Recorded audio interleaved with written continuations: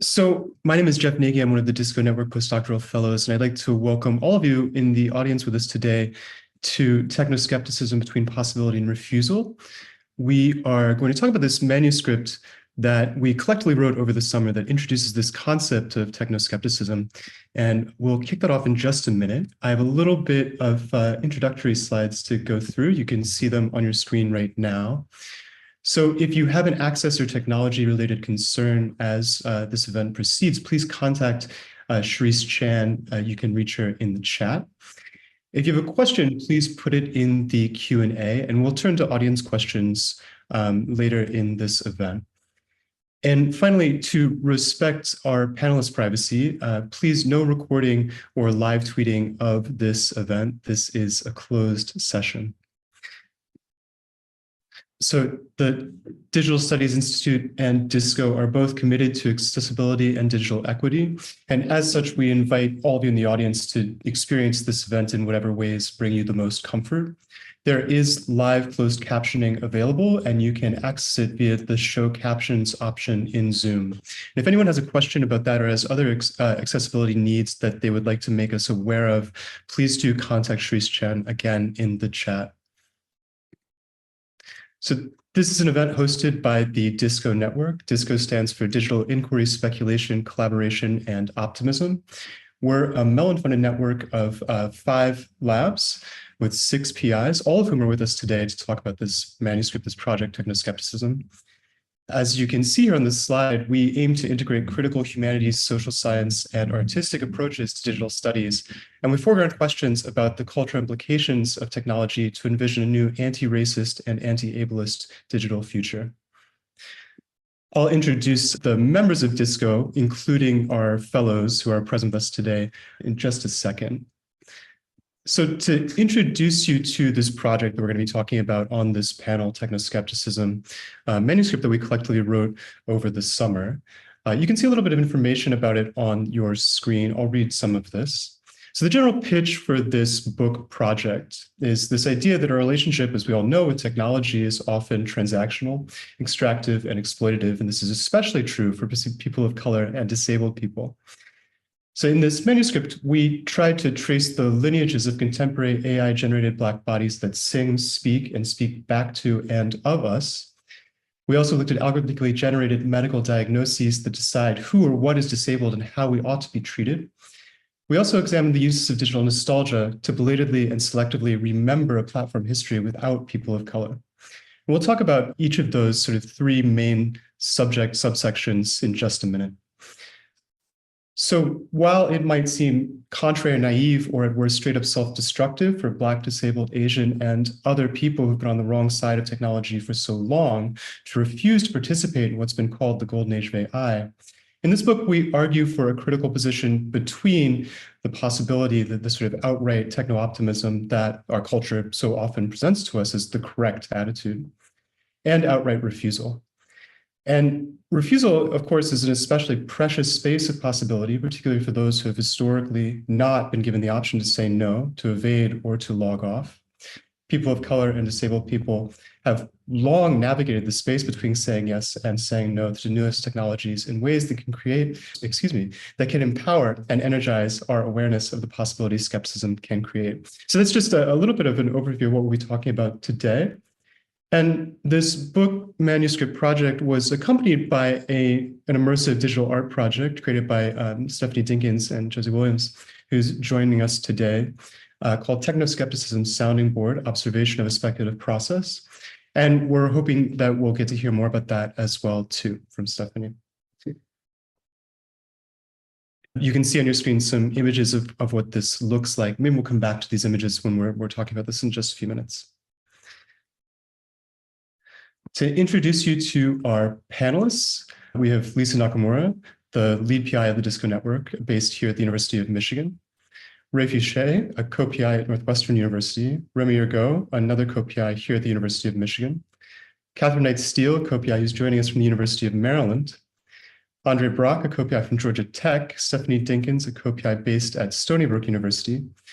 And then 2 of our DISCO Network postdoctoral fellows, Rianna Walcott, a DISCO fellow from the University of Maryland, And Kevin, who actually, I misspoke, he has been promoted. He is no longer a Disco Network postdoctoral fellow. He is now an assistant professor at the University of Florida. He has evolved into a Disco faculty affiliate. Congratulations, Kevin. Hi, of course, I'm Jeff Nagy. I am going to moderate this event. I'm a Disco Network postdoctoral fellow at the University of Michigan. So let's jump into some questions. In those introductory slides, I gave a kind of brief overview of the book project and also the digital art project that accompanies it, and talked a little bit about these three kind of main areas that the book grounds its concept of technoskepticism in. So these are desiring diagnosis and sort of the question of technological wellness, the politics of digital nostalgia, and the possibilities and challenges of imagining an inherently Black artificial intelligence. And I'm going to ask some of the panelists to speak directly to these sections, give us a little bit more of fine-grained idea of sort of what kind of thinking is happening in them and how it connects to this broader project of technoskepticism. So maybe I'll ask Remi, if you don't mind, to kick us off and talk a little bit about desiring diagnosis. Sure. Hi, everyone. This is Remi speaking. I can get us started very briefly, and I hope it's okay. I might invoke others who had a real shaping hand in that chapter as well. So please feel free to jump in. The chapter that's on digital diagnosis is a pretty wide-ranging chapter. And I think what got us started in our thinking was the notion that diagnosis in many ways implies a promise, but it's a promise that is never met. And so that promise can mean something around medical care. That promise might mean something around forming community. That promise might be greater self-knowledge. And yet there are all of these obstacles and roadblocks and ways in which people are ensnared in the processes that attend a clinical diagnosis, including the very real clinical violences that accompany that process of being marked and made known. And so we were really interested, as Jeff was noting earlier, about that between space with possibility and refusal. So on one level, what does it mean to refuse a diagnosis or to refuse labels that have been given to you? But on another level, what are the reclamatory possibilities of embracing that diagnosis or even claiming a diagnosis that hasn't been given to you in the case of self-diagnosis?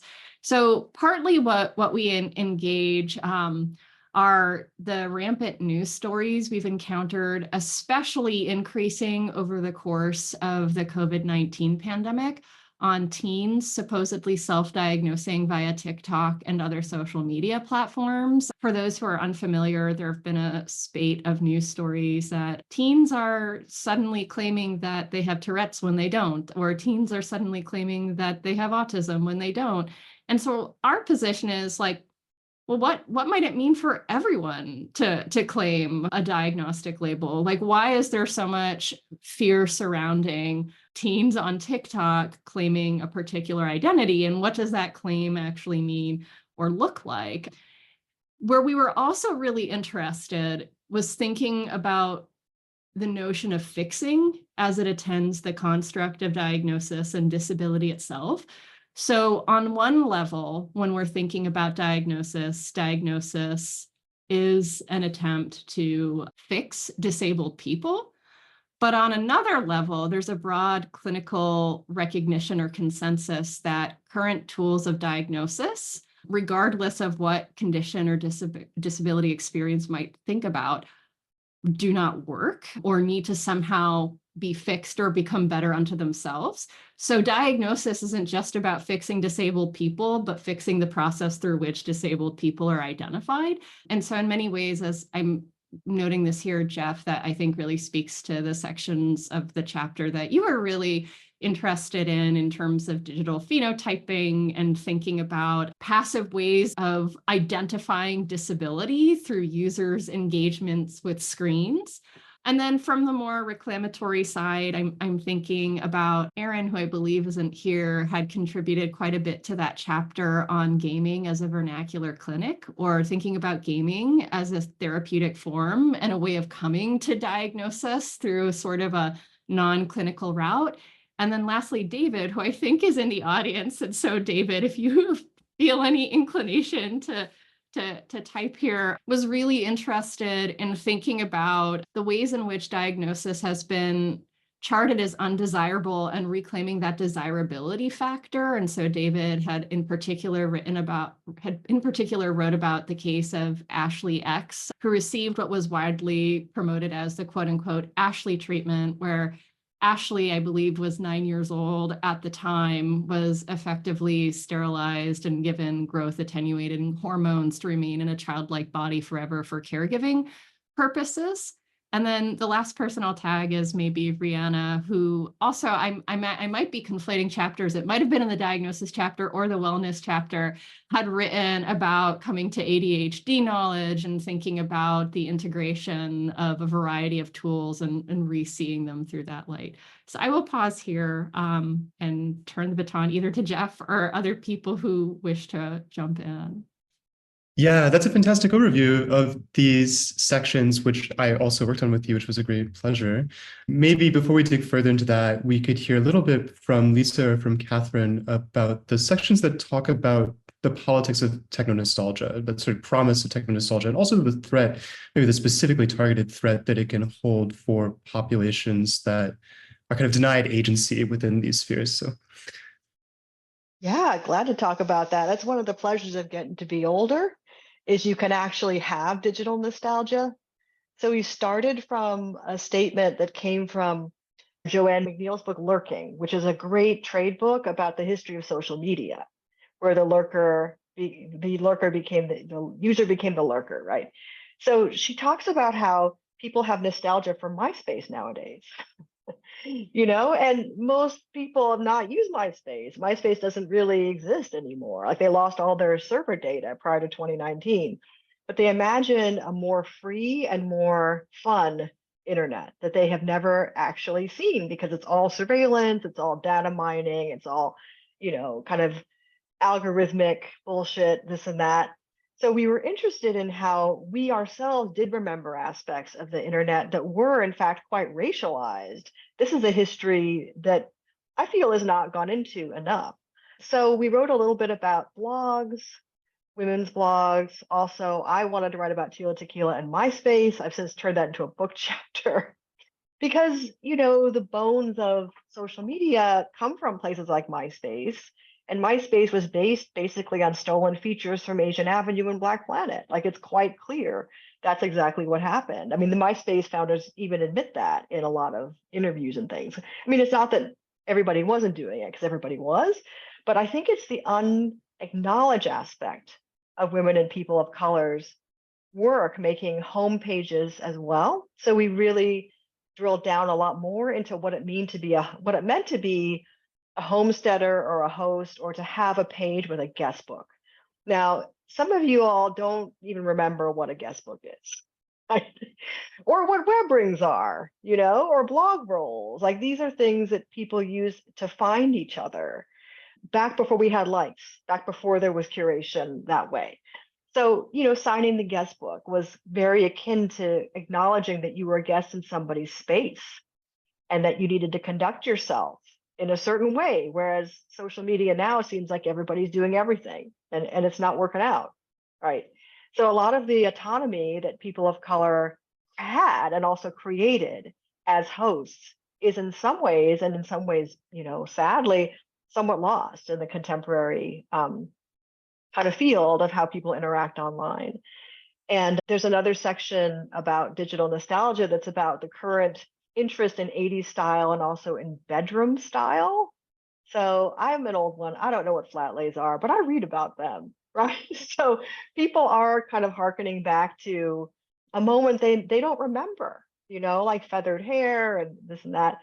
And there's a section in there that I think Juan and I worked on, Huan He, who's not here, but was a co-author too, about unproductivity as one of the early aspects of nostalgia. right? That we remember not working there. We were just being.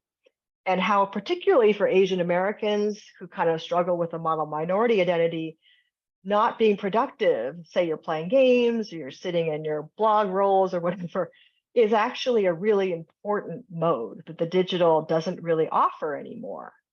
So I think we were being nostalgic ourselves as an intergenerational, multi-generational authoring team. Some of us did remember this stuff, but I think we were interested in examining what the uses of nostalgia are today.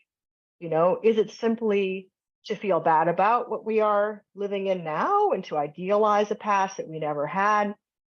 Are there ways that these practices that people who don't really seem central anymore, right? I mean, Tila Tequila was the most popular person in the whole world on the most popular website in 2006, completely forgotten.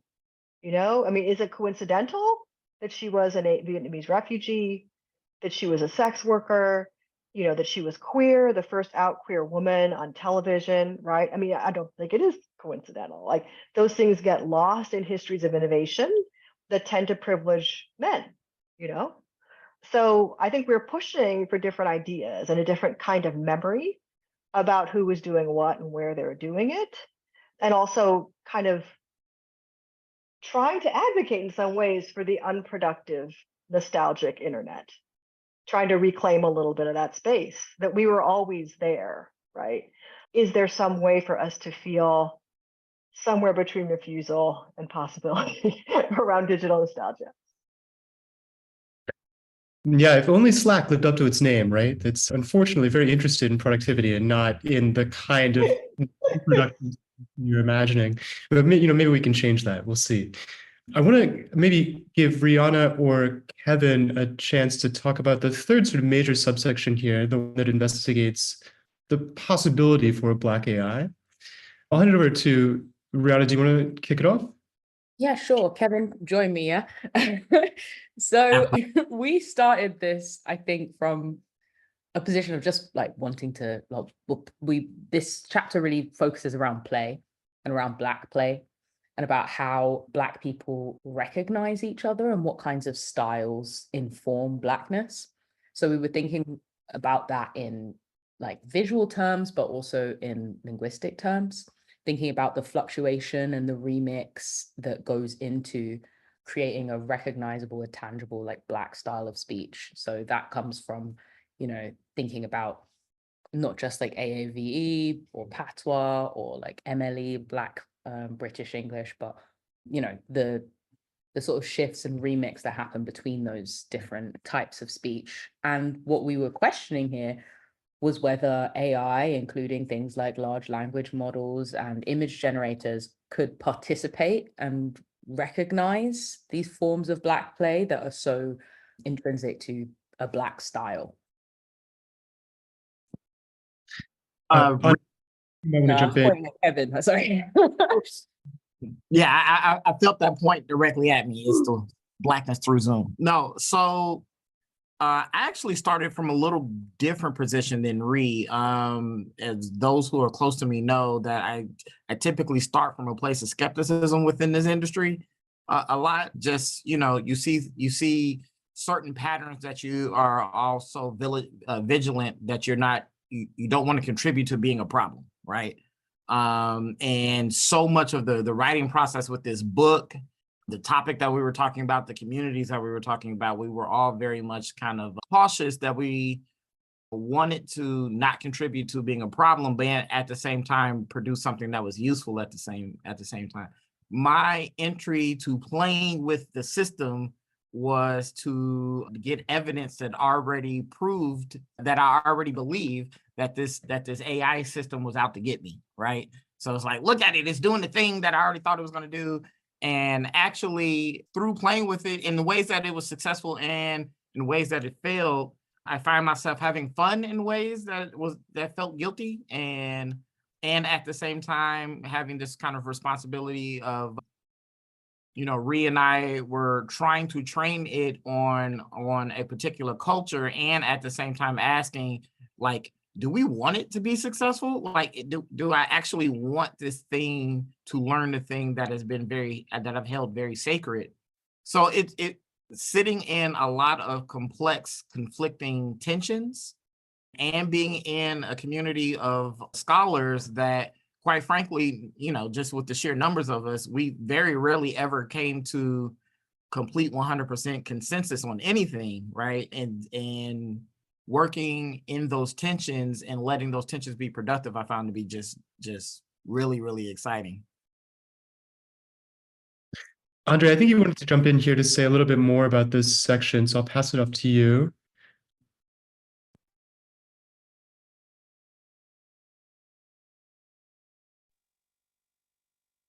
Hey y'all, can y'all hear me? Thanks, Jeff.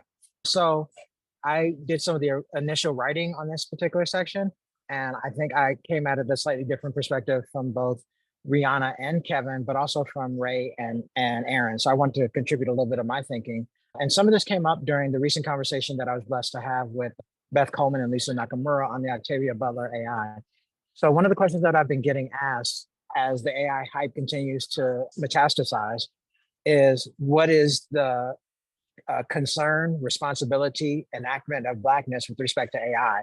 And there are a couple of different answers, some of which we didn't address because we're not simply interested in them. So the most facile answers, the ones that are most accessible, are the ones where Blackness gets oppressed by AI, right? And this is most ably captured in the work of Sophia Noble and Ruha Benjamin, even though they weren't specifically addressing AI at the time. They were talking about algorithms, but I think there's a direct connection between AI and algorithm. And the idea is that because of the origins of algorithmic computation and the like, some of it draws upon actuarial science, which definitely has a racist bias.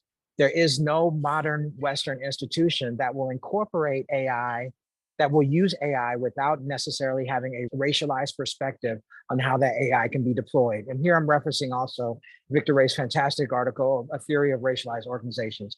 And basically what I'm saying is that anti-Blackness is a part of modernity, and it's a part of Western technoculture. And so pretty much every institution you think of that has the resources, both technical and personnel, but also computational, to enact AI for its purposes will necessarily also incorporate anti-Blackness and anti-disability, ableist thinking, in many ways, transphobic thinking and homophobic thinking into the ways that AI works, right? And so you can see some of these misguided applications where people have rightfully called out AI as being the new phrenology, right? Where AI can tell people's gender or tell people's emotions or even tell people's sexual orientation, all of which is really kind of false flagging and using technology to do race as technology, which both Wendy Chun and Beth Coleman have written about.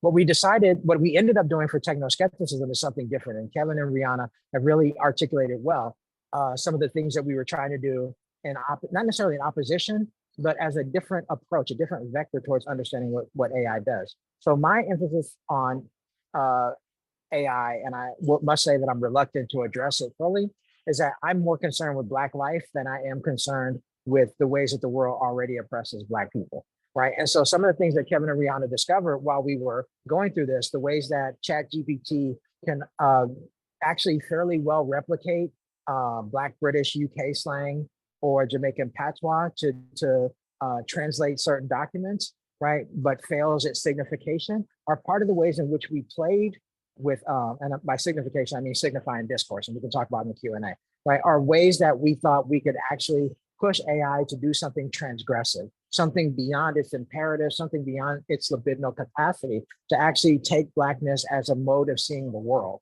right? And I think that comes through in this chapter really well. I'm linking this to Beth Coleman's Octavia Butler AI because I think she and Stephanie and I wish Stephanie was here, are both interrogating AI from a perspective of both Black feminism, but a challenge to what Black identity has been determined to be in this modern world. In other words, what is Black identity if we use AI to push the boundaries of machine thinking to go to express Blackness differently, right? And while the book doesn't necessarily cover that far, doesn't leap that far into an alternative epistemology and reality, I think the ways in which we address it from the lens of technoskepticism are really interesting and a way to subvert possibilities of what thinking about Blackness and AI can be. Yeah, I just want to really quickly, say what we did there as well, because I think we've talked about the theory, but not what we actually did. So we were using ChatGPT. We asked it to do several things to see whether it was, able to express any sort of fluency in these styles. So one of the things we asked it to do was to read the Declaration of Independence in, as Dre mentioned, in Black British English, in Patois, and also in AAVE. We also asked it to, we tried to get it to play the dozens with us, which didn't go very well because it kept thinking that the game was, I don't know, I think it went against some of the rules that it has, like about being insulting or being too critical.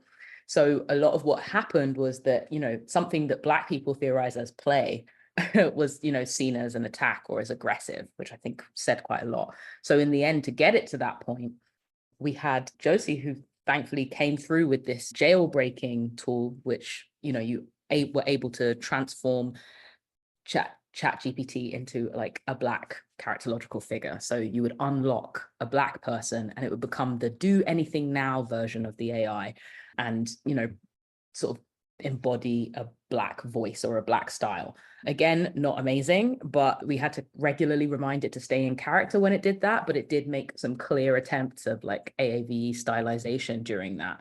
But, once we were getting it to sort of hack these norms, these white norms about civility, then, and, these concerns about risk management and so on, it started to play, but it did still have to be sort of brought back to this idea that actually we're having fun in a different way here. Yeah, that was one of the interesting things that you guys found, right? Is that these Black cultural practices at some level, according to the guardrails of ChatGPT, are encoded as a kind of violence. Maybe a sort of limited kind of violence, but that reveals something, I think, about the racial ideology that kind of undergirds these systems that you tried to sort of jailbreak and play with. And one of the things that I was thinking about that section is that, all of this work is obviously in conversation with technology. But what you guys were up to is like literally having a conversation with a technology, which is a little bit different maybe.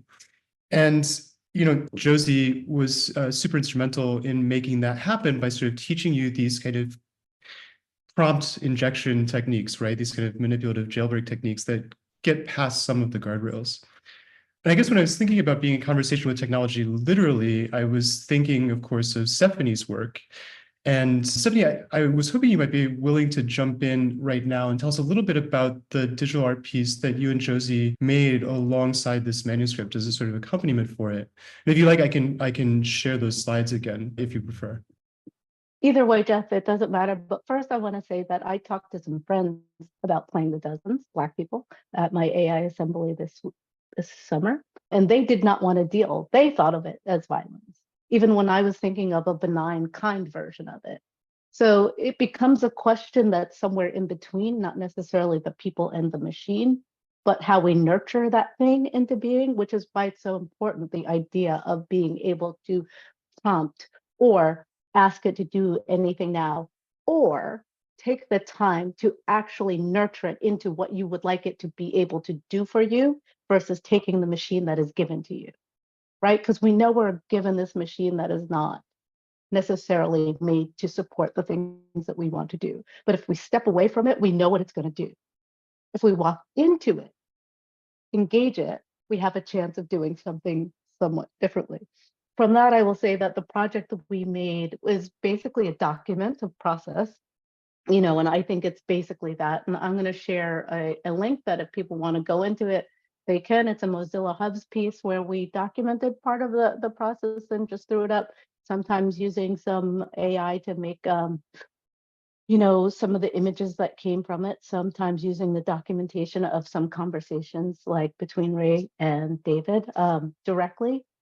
As things that people could experience as part of the process, and recreating that in a place that was much like the place that we were working in, which is a kind of isolated space in nature, or although our nature is somewhat moon-like and very isolated, and that's the gist of that part.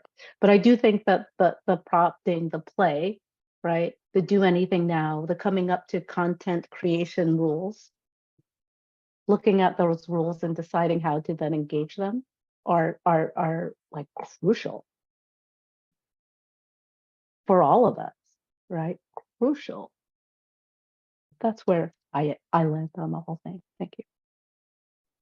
I'm sure we're going to come back to that in the Q&A. Before you joined, Stephanie, I recently saw news in the tech press about ChatGPT getting lazy. I don't know if this crossed your browser at any point, but I'm very, very interested in this idea that it could learn something like laziness, or the idea of like a winter vacation just from imbibing sort of vast quantities of the internet, and what these kind of like rebarbative kind of personality quirks mean, the possibility they can learn them could mean for, for us, I suppose.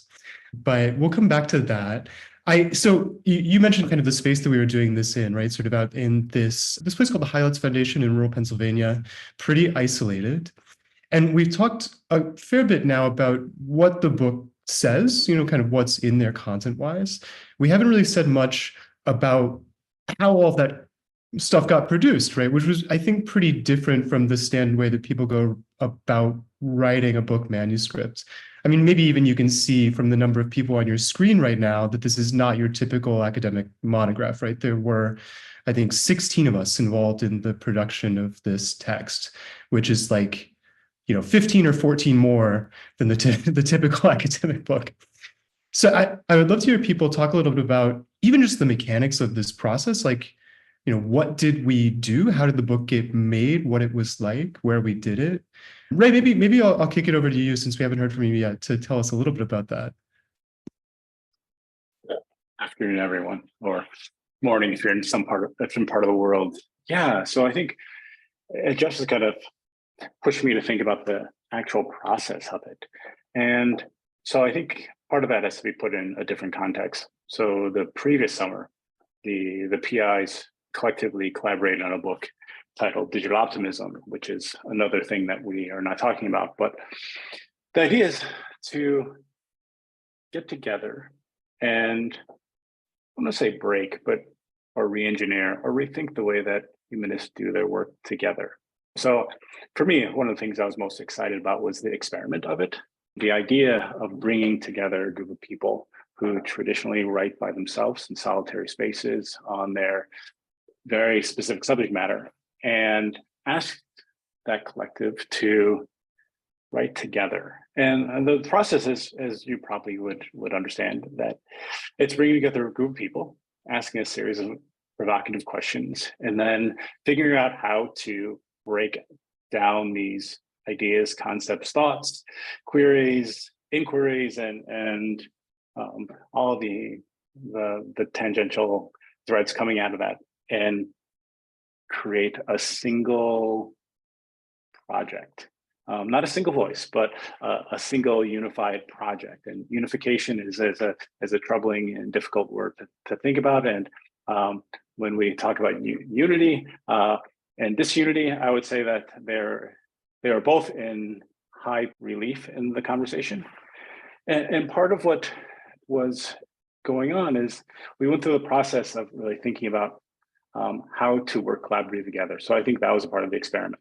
So the general idea is that we would break out into smaller and larger groups and start writing text. We would produce a little piece and then to move on to another group or individuals or collective. And we would iteratively work through that throughout the week. The text would eventually go offsite to someone to review, check, analyze, and ask questions back to us and about the text. And many of those were answered. Probably equal a number of those were not answered or thought about. But part of the idea is to how can humanists think about producing academic scholarly work in a relatively finite, compressed period of time to engage each other in a very focused and deliberate way to, in a sense, advance the scholarship of the work we do. And for me, I think I'm intrigued with the experiment of that. How do we, I don't want to say increase the rate of productivity, not to put it in labor context, but how do we think about different ways of collaborating that allows us to respond to emerging ideas and questions and concepts that did not necessarily challenge our traditional ways of writing and knowing. So I think that I'll end there by saying that it's an iterative process of trying to think about a specific ideas or series of concepts over a week period and produce a document that reflects that collaborative conversation, the good parts, the wrinkles, and the messiness of it all. Mhm. Yeah, I'm sorry. I am now imagining like labor efficiency studies of academics, right? So, the kind of like Frank Galbraith studies where they do like the tracing, and it'd just be like, you turn towards your book, you turn towards the desk, and they'd have like this all superimposed. Maybe I'll hire someone to do this of me at some point in the future. But Ray, I think you gave a great overview of the kind of actual mechanical process of doing this. And something you said that I really loved is that, it's not a single voice, obviously, but it aims to create a single sort of body of thought and in a finite time, which maybe when we're thinking about emerging technology is especially important. So for your typical academic manuscript, maybe you're going to spend like 5, 7, 10 years writing that thing. And then by the time you do, the terrain that you're trying to map has disappeared under your feet, right? You've produced a map to a country that no longer exists. And so maybe, in a sense, like the traditional practice of writing academic monographs is itself nostalgic in a way. It's always kind of backward looking and mired in a time that is no longer there to talk about. But you did sort of point towards, the difficulty maybe of writing in this hyper-dialogic fashion, trying to kind of bring together strands of conversation that maybe don't always have a ton to say to one another, even if they nod at intersectionality or interdisciplinarity. And I would be really curious, and maybe from one of the fellows, to hear a little bit more about where those seams emerged, and how you sort of thought about them as we were doing this writing together, and sort of what they maybe meant for you, either in the way that you were going about thinking about something, or maybe even effectively. And maybe I'll ask Kevin and Rianna to weigh in here, in part because another thing Ray said, that you guys, the PIs, had all done this once before. So you weren't walking into this completely fresh. But for all of us, this was a completely new experience that I think was intimidating and exhilarating, but we had no kind of context, no history to lean on when we all sort of disembarked in rural Pennsylvania for a week. So Rianna or Kevin, if you want to jump in here, I will give you the floor. Yeah, I mean, so no, we didn't have the experience of doing this before, but I do think that our postdoc community shares a very, intense bond with each other as folks that were going through, the postdoc experience, on the heels of the pandemic, things of that nature. The industry has changed a little bit for us as folks who have enjoyed each other, and it's not that we share kind of a hive mind on subject matter.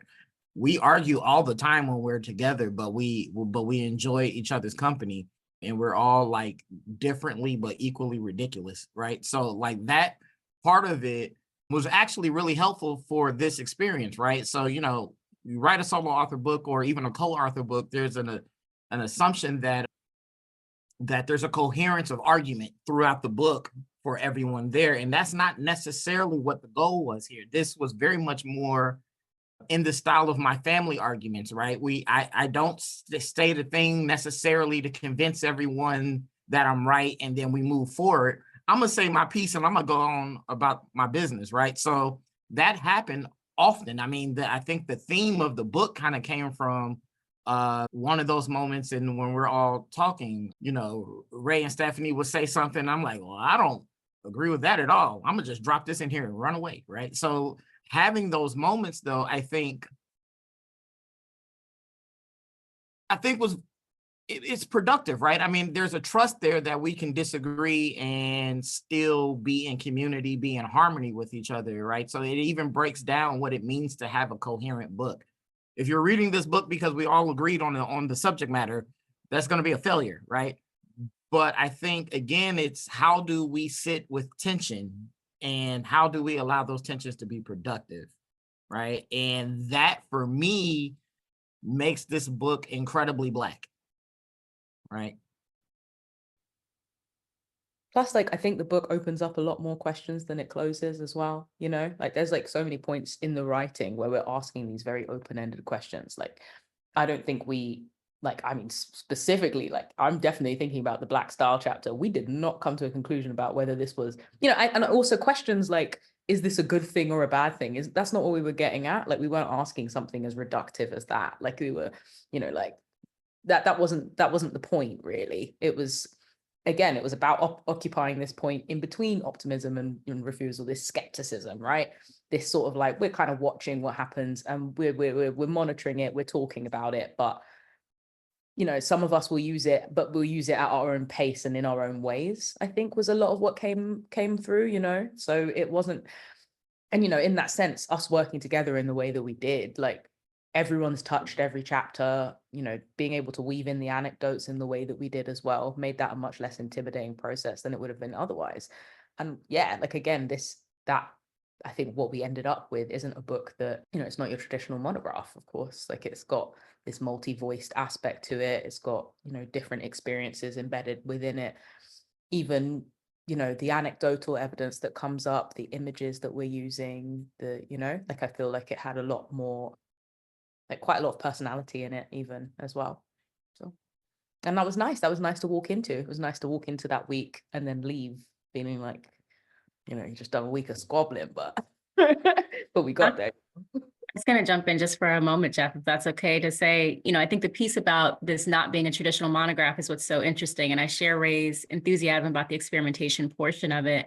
So many of us, when we're entering our traditional academic writing, or I not speaking on behalf of the fellows, but I think I was the most junior co-PI at the first retreat, had this notion that we are supposed to walk with a certain gravitas and a certain expertise, and that our monograph is supposed to tell the story of the definitive idea of something, right, that we've spent all this time studying.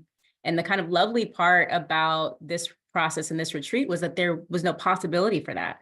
For one, we didn't know what we were going to write before we got there. We had not done extensive research on the specific topics. All of us have carried expertise about portions of these ideas. We carried a lot more questions than answers, to Ree's point.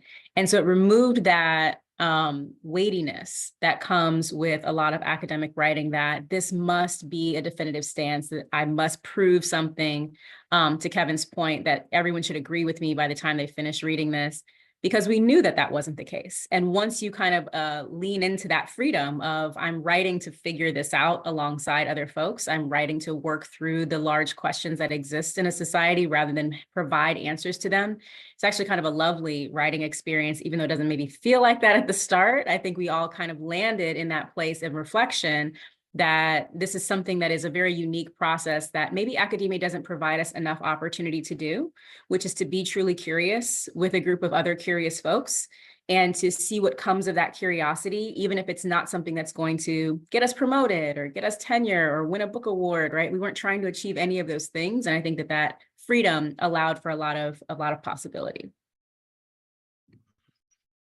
Yeah, the idea that the way of working that we all engaged in kind of carried more questions than answers is something that I really prized about it, right? Like this, maybe there's something inherently skeptical about this way of working, this kind of like dialogical way of working that Rianna and Kevin were describing, where what you're going to get is not a traditional monograph where, you know, maybe the traditional like grammatical mood of an academic monograph is like is, you know, this is that, we should do this. And maybe this way of working is skeptical in the sense that it is always going to be in the mood of maybe, or it might be, or it could be, you know, we don't know. And I think that one of the things that all of us are invested in is this idea that we need, first of all, to learn to ask better questions. And that's something that I think came out maybe when I was listening to Stephanie and André talk a few minutes ago. And to ask better questions together in ways that sort of bridge our quite diverse, like critical perspectives, our disciplinary backgrounds and trainings, our embodied experiences of the technologies we're writing about. Yes, I really appreciate hearing a bit more about that. You know, maybe, so I guess one more question sort of about this, and I think we'll probably open it up for audience questions. So the S in DISCO stands for speculative, although maybe we will have to change it after this monograph is published to skeptical. You have a little branding drop there. But is there something about this way of working, this kind of thinking together, that is a sort of speculation in action? Did people feel that? Could people talk a little bit about moments where maybe they came out in the writing process? Lisa actually seems a little skeptical right now, so maybe I'll ask her. That's just my resting face. I think that says a lot, though. Yeah, I want to acknowledge the contribution of Loki, who is sitting with Remi and was absolutely an author and was part of every decision that was made, albeit in a nonverbal way. So, what was your question, Jeff? My question is about the S in disco, right? The disco is Oh. invested as one of our sort of core principles in speculation. And think about this manuscript and the way that we wrote it as a speculative practice. Sort of what does speculation actually look like when we're doing it together? Yeah.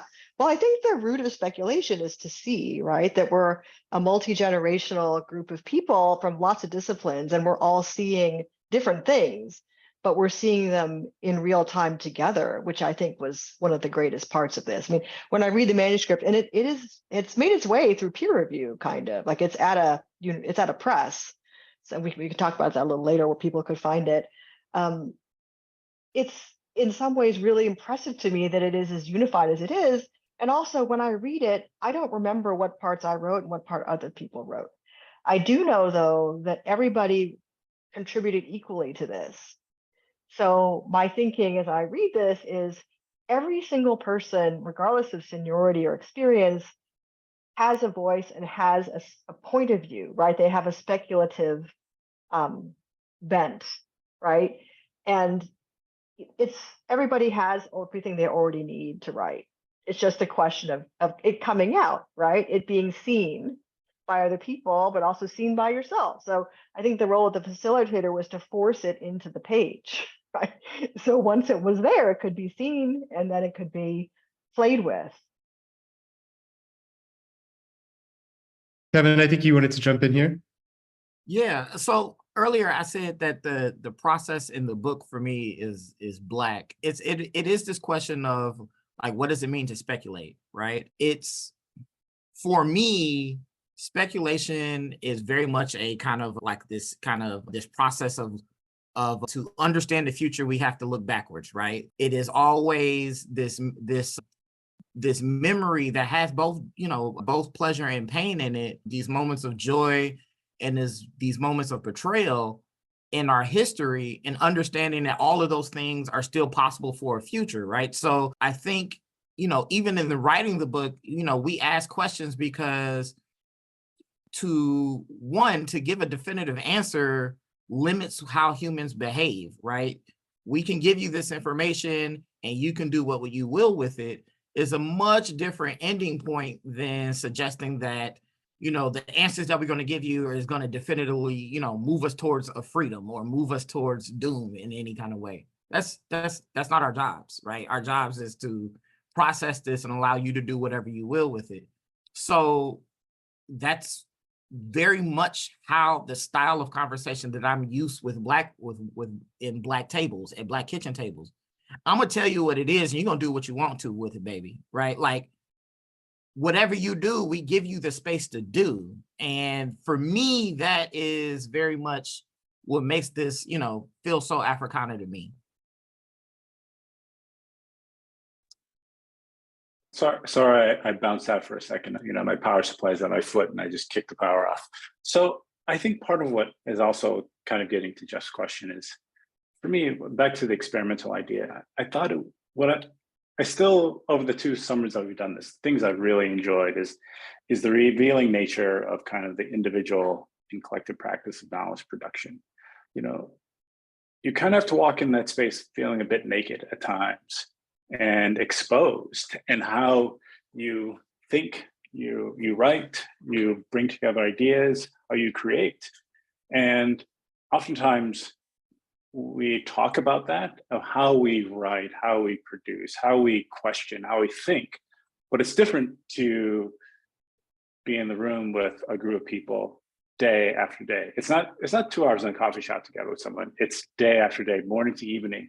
And there's a moment where all of a sudden, I think, I think everyone is collectively in agreement that you just have to let go and like, okay, I have these predilections of the way I do things, but we're here writing text. So, if I need to walk up and talk to myself, I just need to get up and start talking to myself and everyone to embrace that. So I think part of it is, like Lisa was saying, others saying, just kind of turning down the volume of the expectation and embracing some of the joy and fun of like actually having the opportunity to sit and chat and think with others. And because, right, it's a humongous privilege to be able to hang out with people that you want to think and write with and produce things together. And yeah, I think that's a wonderful privilege. Remi, I think you wanted to jump in here too. Yeah, this is Remi speaking. And I think in thinking about going back to the question, Jeff, that you had also posed about speculation, I mean, I think a big part of this project was thinking intentionally about accessibility and this notion of accessible world making. And there's a lot that is inaccessible or not friendly about this process, and yet there's a lot that is. And so really trying to negotiate those tensions. And in that way, I think even our writing practice was a place between possibility and refusal, because there was a lot of writerly refusal happening. And to kind of give a sense of everything we were trying to navigate in terms of access needs in the space we were in, there was an emotional support animal, aka my dog Loki, who's in the background demanding a walk right now if there's a random bark. And we were also trying to think about how do we write together and alone when some of us work well with the presence of others and others of us need to hibernate and just get the hell away from other humans. Then there's thinking about those of us who type to compose and those of us who use dictation software, thinking about the role of care providers and care attendants, thinking about like food that we had allergies to and how to navigate that. And also like the disco staff who were associated with us getting us pie, which was also like, I think a really important access move. There was also a tick infestation at the retreat where we were at on top of everything else. And then just fatigue, like what does it mean to write on crypt time when you're only giving yourself a week to write a book? And so trying to negotiate, there are many more access considerations I'm not naming, but really trying to carve as best as we could an accessible space that was also deeply constrained by inaccessible features. I can't believe it, but I had somehow forgotten about the ticks, and now I'm thrown back into that paranoia that I was going to be attacked by ticks every time I stepped outside. But maybe this sort of discussion of accessible world making and the physical space that we were in kind of feeds fairly naturally into an audience question. So I'm going to go ahead and read that out. Audience members, if you have questions, you can go ahead and put them in the Q&A, and I will ask them live for as much time as we have. So this question comes from Faye Marie Vassal, who says, thank you panelists for this enriching discussion. Super curious about the retreat that occurred during the ideation stage of book chapters, etc. Curious to know how the physical space or spaces, if intentionally decided on, of Pennsylvania was decided on. And if it was intentional, how do you all imagine how it shaped this notion of refusal and possibilities of AI in the Black body? So there's a lot to dig into there. If anyone wants to jump in for this, please go ahead and unmute yourself.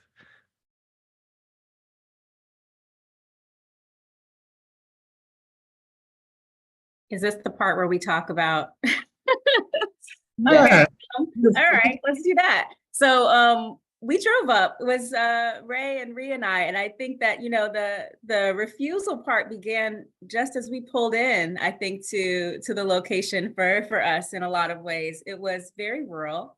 It was very different in many ways than most places I think many of us would choose to stay, to write, to enjoy, to commune with others for a plethora of reasons. The accommodations, the location, driving past the political signage on the way there that wasn't the most welcoming to folks that look like us. And so for a lot of us, it was first dealing with that piece of it. And I think it had a tremendous impact, in fact, on how we situated our titling, but also just kind of our framework. You know, Kevin mentioned this kind of living in this state of skepticism. And so I'm sure his skepticism started at the moment where the retreat location was announced. You know, and some of us tried to pull through with the optimism and then, you know, we're met with the realities of it. And I think that all of us ended up enjoying our time together, but in that space, there were a lot of barriers in terms of physical accessibility, but also I think in terms of just being comfortable in the space we were in for a lot of reasons. And we can talk about, the ghosts in the house that Rhea and I stayed in, or the surveillance equipment we found. There are lots of reasons that made that a skeptical location for us, but lots of things that were quite lovely about the natural environment that we were in as well, which I think pointed us toward, again, that place between possibility and refusal of what could we accomplish in such a space that is different than how many of us write, right? That is different than how many of us would find comfort. And can we live in the moment of experimentation? Can we divorce ourselves from the expectations of what we think we should have access to and what writing should look like and what a retreat space should look like, and actually sit with what is, which is in a lot of ways the conversation that we were having in the text, right? How do we sit with currently what is, rather than imagining some optimistic future or being completely turned off by our present in some way? I should speak about the past a little bit. So as someone who had just recently spent the COVID years, if you will, at Penn State, just a few hours down the road, being hired by Disco was very much also a joy about coming back to civilization, right? So by the end of the year that they're saying, we have this great idea, let's go back to where you just came from. I was like, okay, someone's trolling me specifically, but all those things that Kat mentioned, I think is absolutely true. There is that immediately getting off of the plane and looking around and trying to figure out how your creature comforts is gonna fit into this space that just doesn't have things to offer you. It's not as so much a rejection of your lifestyle as much as this just not having the capacity for it, really. I remember us going down to the only store that we could find around, which was the Dollar Tree, and making it work, right? And then the interesting thing is then speaking to my elders in my family and talking about this experience, and they each all had that kind of experience in their backgrounds. Like, oh yeah, the only thing in town was here and this, that, and the third, and that's just not my experience, right? So in some ways, I do think that allowed me to tap into some different perspectives that was very much something that was familiar to my family. And then the other part of that is the experience with just like wild, no one could plan for, just wild things. Rianna and I finding our way into a basement that doesn't exist because we were trying to prove to Catherine that ghosts aren't real. And then we find out, like, actually, I wish it was ghosts instead of what we found. So like all of those things just make, there's ways that just kind of like the comedy of it all was just something that just became a different bonding experience for all of us. I think like the comedy aspect's really important. Like we did like commune in the evenings after writing and maybe do a bit more work and so on. And, I think earlier Kevin said the word like kitchen table talks. And to me, that was like very much that part where we got together and like decompressed afterwards was like standard writing retreat behavior for me and mine. But also for me, obviously coming from the UK, where the last few writing retreats I've done have been in like sort of countryside, little cottage type energies sort of thing, also going to places where, you won't see a Confederate flag, but you'll see our equivalent, that kind of thing, like where that wasn't actually that, unfortunately, that unusual or that, like that bit was quite familiar to me, renting out a cottage with like some other people of color and then sitting down around a kitchen table and talking with lots of wine and then writing there. Like that's like how writing retreats, self-organized things that we've done in the past. So it was really interesting to see that analog in the States, but like with this extra added air of menace, like with the, with the ticks and then the surveillance cameras and things. But even that, like, I think that the sort of absurdity of finding those, like, I know we keep sort of talking, like alluding to these cameras for people who have like no idea what we're talking about. Like we've absolutely not explained this properly. But in the basement of the house, of the cottage we were staying in, there was like a camera set up. It was cameras on the outside of the house, and like, it was a door that Catherine and I originally decided we weren't going to open, but Yeah, Catherine's still mad that it got opened, but yeah, it got opened. We actually, I think the moment we got into that flat, I think we like jammed a chair against it, and we're like, that's none of our business. But here we are. But you know, we did find these cameras, and it did become part, like a sort of generative part of the practice. Like it ended up working its way into the art project that we created together. It ended up being, you know, part of, like, especially going around those buildings, these very old-fashioned like cottages that had, you know, the kinds of portraiture that I would expect to see in like an English countryside type of deal, you know, like these sort of very old-fashioned, like white people sat in that, you know, that kind of artwork that I was expecting to see there. That was really informative to me in terms of especially talking about like Black style and thinking about us as, you know, thinking about Blackness and the experience, like those sort of common experiences that transcend like national borders as well. That sort of, we're not going down here, or this is creepy, or, you know, the kitchen table talks, like that, even that shared feeling of this is quite a menacing moment became like generative, I think, even. As Kevin and Rianna were talking, it's interesting to think about like the genre of the writing retreat, right? Like Kevin, you're describing like a movie that usually has a very different ending, you know, it's kind of like Get Out almost. Into the movie, yes, that's what I meant. That's what I was trying to. Never mind. Go ahead. No, but then you also described it as in the end a comedy. You know, the comedy genre is kind of like classically defined as like where everything turns out all right in the end. So maybe, you know, we had to go through the horror to get where we got. And that did, as Rianna sort of said, shape some of the speculative thinking that comes out in the book. But Stephanie, you and Josie had this different way of engaging with the space and with some of these particular spaces that Rianna and Kevin have just talked about, like the surveillance setup that was in the basement of one of the farmhouses.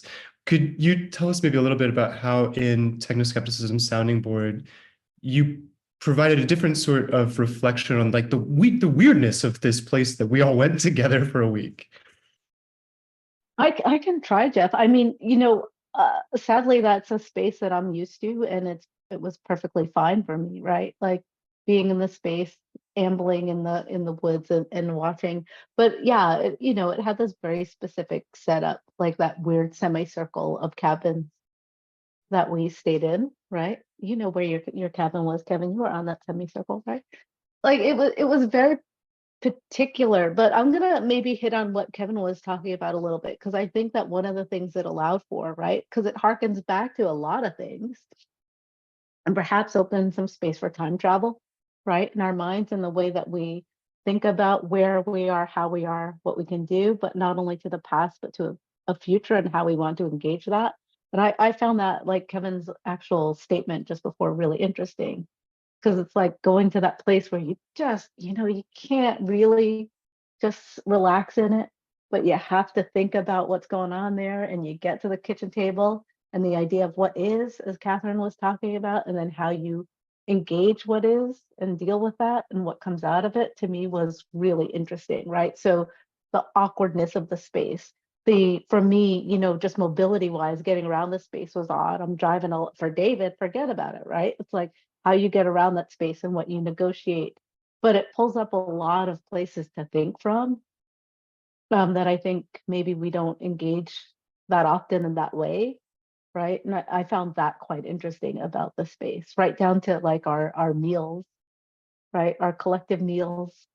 Sometimes we mentioned the idea, sometimes we could eat it, sometimes we couldn't, depending on who we were and where we were and what that meant and how you negotiate all those things. I think it speaks to a kind of an agility, which Kevin, I equate to Blackness, right? Like how you have to deal or bend to work through, right? And what that means until you can get to a space of like, okay, I just get to be here, which is for me the optimal goal. But like that work is really interesting to me, or being in that place that made the work necessary is really an interesting space for me. Ray, did you want to jump in here? Yeah, no, I think I'm kind of referencing David's question in the sideline and some of the things that Stephanie mentioned as well. It's like, I think part of it is thinking about this moment of the whole experience being this seemingly, the location was narrated as this idyllic, bucolic place for reflective thought and engagement. And I remember there was a moment where, you know, David and I we're asked to go out and about. And from my perspective, David has a quite trick chair to move around space, but that place was extremely difficult for him to negotiate. And so part of I think for me is like all the things that we're writing about as marginalized people, marginalized communities, were always kind of on the surface. When we rolled into the place, our racial marginalized communities' identities we couldn't hide it. We couldn't disappear into the shadows. It was marked really quickly with the Confederate flags and others. For questions about accessibility, right? You know, when all of a sudden you drive up and all the surfaces are gravel at weird pitches, it makes a very clear statement that, well, yes, you might be able to extract yourself from this space and place, but all of those affordances that make our lives troubling and problematic are still omnipresent. And I think part of the thing was like, how do we manage that within these spaces, and how does conversation about the digital help us open up a new conversation? So I think space and place and environment really inherently shape the landscape of the conversation. I wanted to turn to a couple more audience questions since we only have about 15-20 minutes left. So the second question is from an anonymous attendee, who asks, in what ways have you re-engaged with academic writing as a creative practice through this project, and how may a consideration of academic writing as a creative practice inform how you individually approach future projects? It's a good question.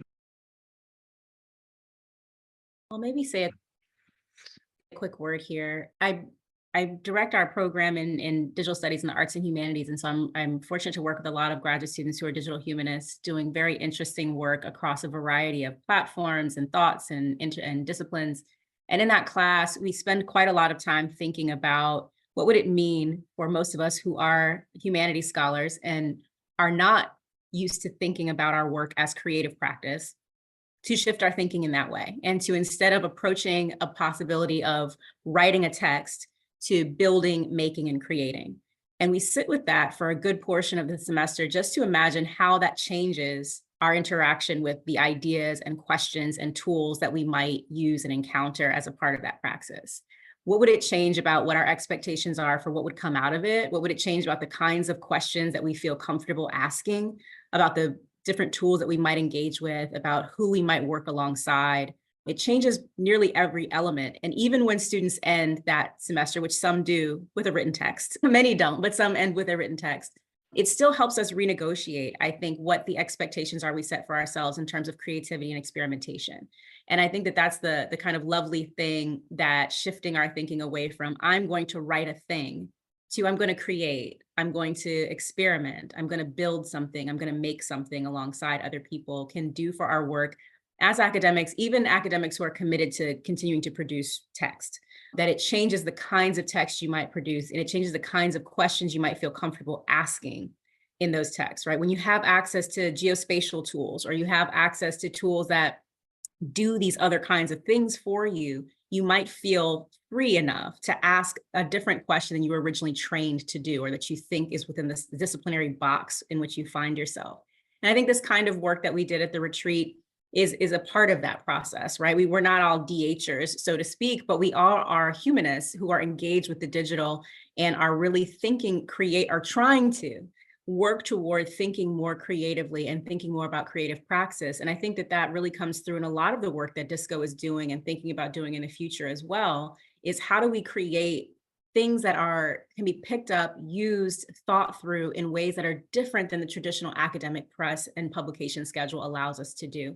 And I think it's incumbent upon all of us to start thinking about that even more seriously as we go forward.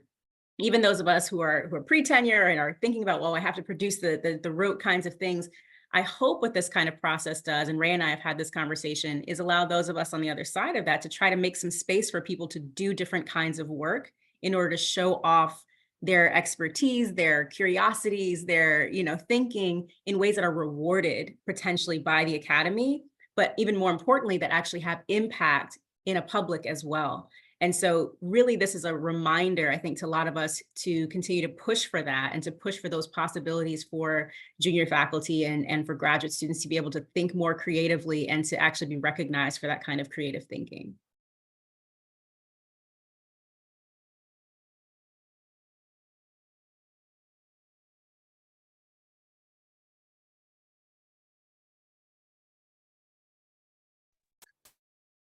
Lisa, did you want to jump in? I couldn't tell if you were raising your hand.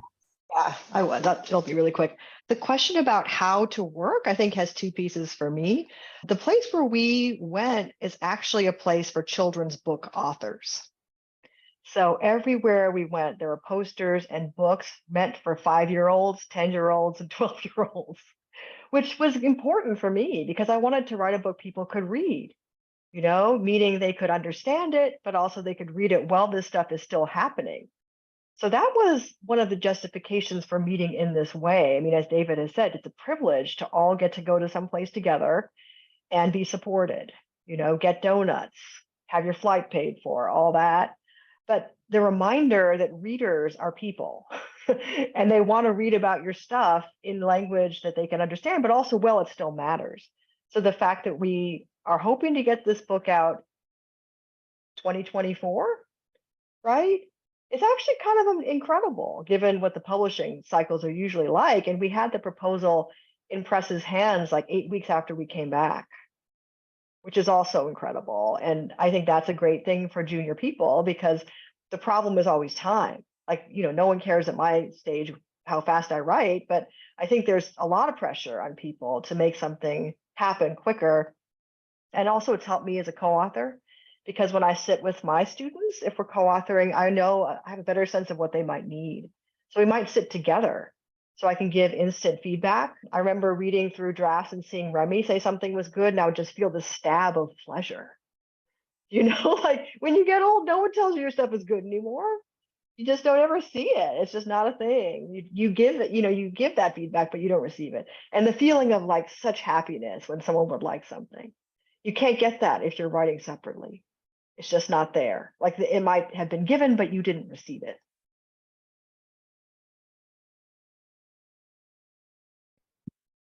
Yeah, so that comment, it's that instant feedback, and back to that question about creative practice, and part of what I've taken away from this workshop model is last week I worked with Aaron Dial and a postdoc here, Carl Bullock, to write a project on athletic sport and Black protest, and using that model of really kind of intentional focus to be in the same space over a period of days to engage with each other. And instead of pass the way I've traditionally done, where you've written, you pass it to someone, they pass it back to you, you can actually have iterative conversations. That part of the beauty of that is not only conversations about the specific work and research question or task, it's the side questions about, hip hop, Prince, or Michael Jackson that are really meaningful to how we want to think and exist in our world.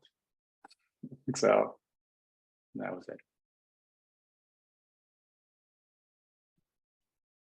So maybe we should move to David's question, actually, since we've talked around it a little bit in some of the past conversation, these past few minutes. So David Adelman, who is a Disco Network postdoc and was there with us in rural Pennsylvania, asks, well, first, he says, thank you all. He says, building off of this excellent question, this book is built on many different kinds of care. And he says, looking at you, Jeff, meaning me, which maybe I will engage with at some point, we'll see. But I'm wondering if someone wants to talk about the book being the book that it is because of the different structures of support that were available to us. So we had staff, we had money from Mellon, we had the privilege and pain of writing together. So yeah, maybe, this discomfort that we put ourselves through was only available to us because of financial and institutional capital, basically, that we could sort of spend or procure it. So if people would like to talk about this kind of interesting question of what sorts of privilege undergirds even, our writing. So.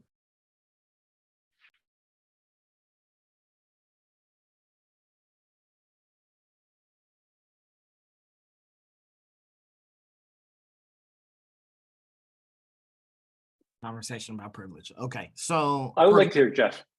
Okay. Oh, Since David called you out.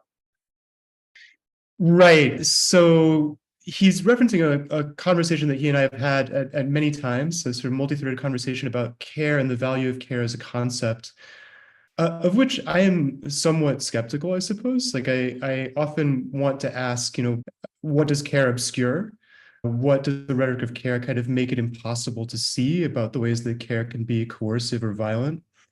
And he and I have talked about this, many, many times. We come at it obviously from different sort of embodied angles, different methodological backgrounds. So my archives as a historian of AI who's thinking about the way that that history is entangled with the history of psychiatry, my archives are full of places where things that were called care were forcibly administered to people who had no opportunity to refuse them, right?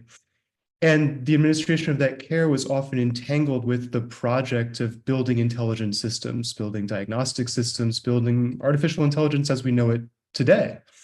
A lot of that comes out of research that was done on people who were denied the agency to refuse what was framed for them as a caring intervention. And so I'm kind of thinking about this dark underside of care a lot. And David pushes me to reconsider my somewhat bleak notion of the value of this critical concept of care, at least insofar as it becomes a kind of master signifier or umbrella concept that we identify as being univocally and unilaterally good, right? So that's what David is calling. I assume that's what David is calling me out on right now. And in the final section of this book, a section that sort of functions as a coda that David and I worked on a lot together, that coda is called Aftercare, all one word, and is interested in speculating what might temporally, literally come after care, after the critical conversation has kind of moved on from care as a central and sort of master concept, but also temporalities of care that confuse maybe our idea of linear progressions of care and its administration.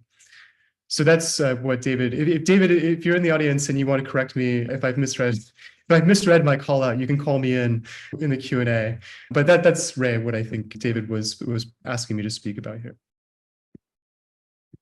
I mean, it does, of course, relate to privilege, questions of privilege, right? Like, even this question of what comes after care is perhaps a question that can only be asked from a certain position of privilege, right? Like when care itself is still so much in need, so inadequately distributed and unequally distributed, right? To be willing to think past it is risky. And the final section of this book asks like what we might get from that risk and whether it's worth taking. But I'm not sure, maybe in keeping with the spirit of the book as a whole, that we have an answer, right? Yeah. Jeff, so much of that conversation around care, I think, is also a reflection of the business of doing grants, right? In any proposal, we have some sort of research project that we are selling that we can do, but ultimately those who've gone through the business of grants know that so much of it is a pain, right? For those who do it, but we do it because it gives so many different opportunities, right? And as someone who I came to Disco on as a second postdoc after a pandemic, like so much of the opportunities that Disco made available to me, for me looking out, were opportunities for care, right? That I didn't just go work for anybody. I worked with colleagues, mentors, friends, family, right? And someone who, as our postdoc kind of cohort, who's, had to move on, graduate as you said earlier, that aftercare now looks like, for me, is asking, okay, in the ways that this program has been designed, in many ways, that relationship has now been severed. And in many other ways, for me, that relationship is ongoing. We've had conversations in private on how our postdoc community can stay a community, even if Disco had to dissolve, right? That none of the relationships that we have now at the end are contingent necessarily on Disco continuing to be Disco, right? So, that conversation on care is something that I've thought about in the background since the beginning.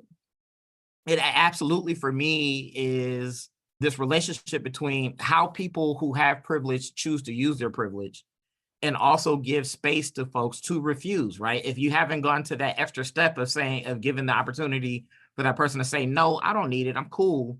I don't know that you've necessarily done the practice of care yet, right? And through that relationship, how that kind of dynamic changes and evolves over time, I think it is a way that we kind of give back a certain type of care or affection or love or kind of positive relationship after the point. Care has been given, and now I want to sustain these relationships with everyone, right? So, yeah.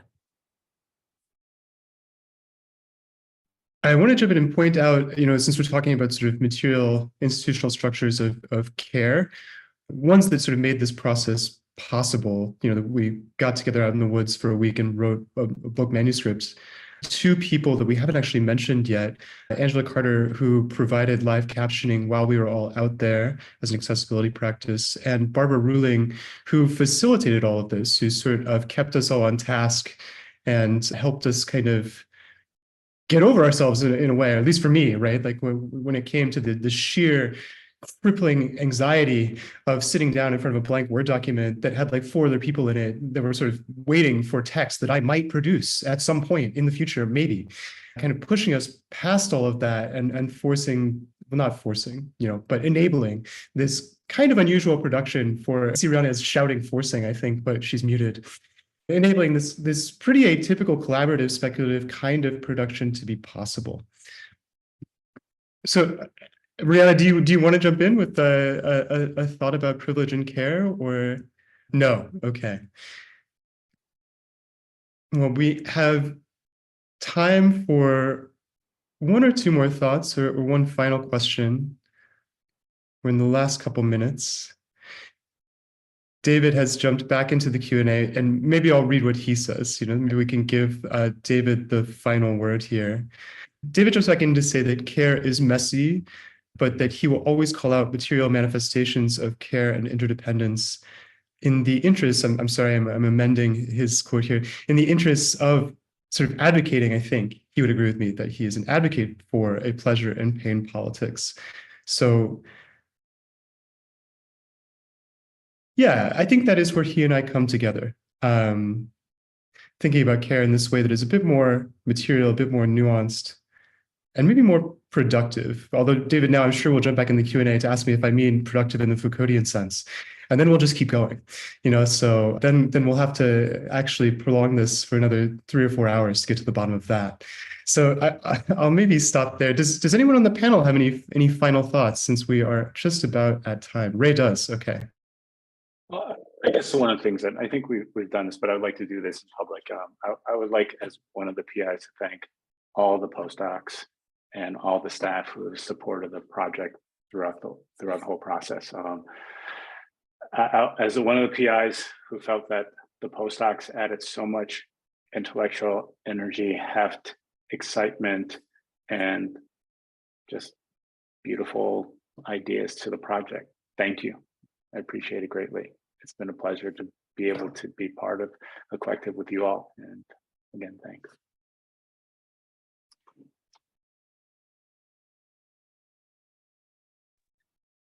That might be a good time to say goodnight to everyone, say thank you to all of our attendees for being here with us today for this conversation, especially to those of you who asked questions in the Q&A.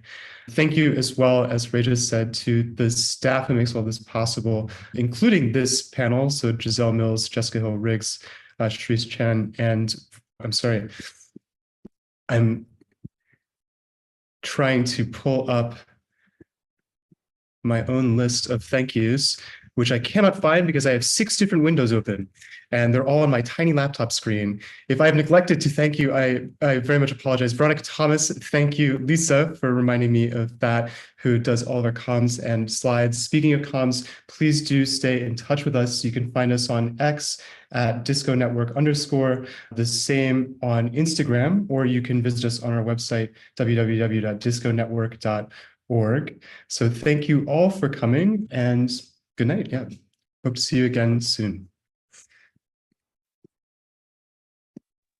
Look at Jeff Nagy ending it on time. That's Jeff. what I'm talking about. Whiteness is fantastic.